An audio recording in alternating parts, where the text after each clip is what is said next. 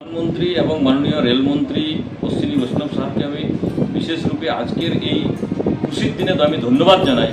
কারণ পুরুলিয়া থেকে বাঁকুড়া পর্যন্ত যে রেলপথ ভায়া হুড়া স্যাংশন হয়ে গেছে এবং পুরুলিয়া এবং বাঁকুড়ার লোকের জন্য খুব আনন্দের দিন। সেই রকমই খুব তাড়াতাড়ি আমরা পুরুলিয়ার থেকে ভায়া বান্দোয়ান হয়ে ঝাড়গ্রাম অবধি যে রেলপথের জন্য আমরা প্রস্তাব দিয়েছি, তার সার্ভের কাজ চলছে এবং তার সঙ্গে সঙ্গে রুটটাও কী হবে সেটাও প্রায় ফাইনালের দিকে গেছে।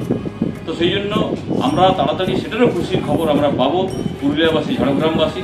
আর তার জন্য মাননীয় প্রধানমন্ত্রী নরেন্দ্র ভাই মোদী এবং মাননীয় রেলমন্ত্রী অশ্বিনী বৈষ্ণব সাহেবকে আগাম আমি শুভেচ্ছা এবং আবার ধন্যবাদ জানাই।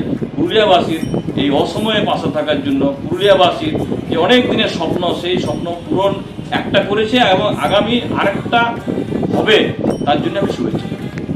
এই রেলপথের জন্য আমরা অনেক দিন থেকে চেষ্টা করছিলাম কি পুরুলিয়ার থেকে ভায়া হুড়া দিয়ে যে রেলপথ সেটা সেকশন হয়ে যায়। যেরকম আমরা চাইছি কি খুব দ্রুত গতিতে পুরুলিয়ার থেকে বান্দোয়ান হয়ে ঝাড়গ্রাম অবধি রেলপথ হয়ে যাক, এটা অনেক দিন থেকেই চেষ্টা চলছিল। স্থানীয় আমাদের অনেকজন রাজনৈতিক ব্যক্তিত্ব, ভারতীয় জনতা পার্টি, তার সঙ্গে সঙ্গে অনেক সোশ্যাল ওয়ার্কারও লেগে থেকেছে কি তাড়াতাড়ি হোক।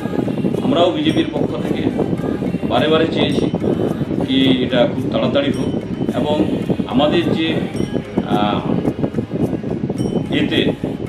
আমাদের যে আবেদনে সাড়া দিয়ে মাননীয় রেলমন্ত্রী, মাননীয় প্রধানমন্ত্রী এই কাজকে একটাকে সম্পন্ন করেছে, আরেকটা হওয়ার কথা। সেই জন্য আমরা খুব খুশি এবং ধন্যবাদ জানাই।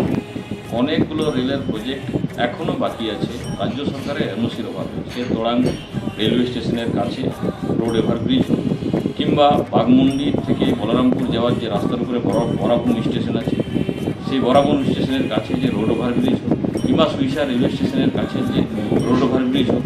সেরকমই গোশালা মোড়, পুরুলিয়ার যে একপাশে মেডিকেল কলেজ, একপাশে আপনার সদর হাসপাতাল, তার মাঝে যে রোড ওভারব্রিজ কাজ চলছে, সেখানে তাতেও ইলেকট্রিক ডিপার্টমেন্টকে দিয়ে বারে সেখানে বাধা সৃষ্টি করা অত্যন্ত দুর্ভাগ্যজনক, অত্যন্ত দুঃখজনক। এই পশ্চিমবাংলায় যে সরকার চলছে, সে ডেভেলপমেন্ট তো নিজে করবেই না, অন্য কেউ যদি করতে যায় তাতে বারে বাধা দিচ্ছে। আমরা চাই এই যে এনওসি যে সমস্যা আসছে আগামী দিনে হবে না, কারণ ভারতীয় জনতা পার্টির সামনে যে সরকার হবে, ডবল ইঞ্জিনের সরকার হলে আমার মনে হয় সব কিছু সুষ্ঠুভাবে হবে এবং এতদিন ধরে যে কাজগুলো এখনও পর্যন্ত পেন্ডিং রেখেছে সেগুলো আগামী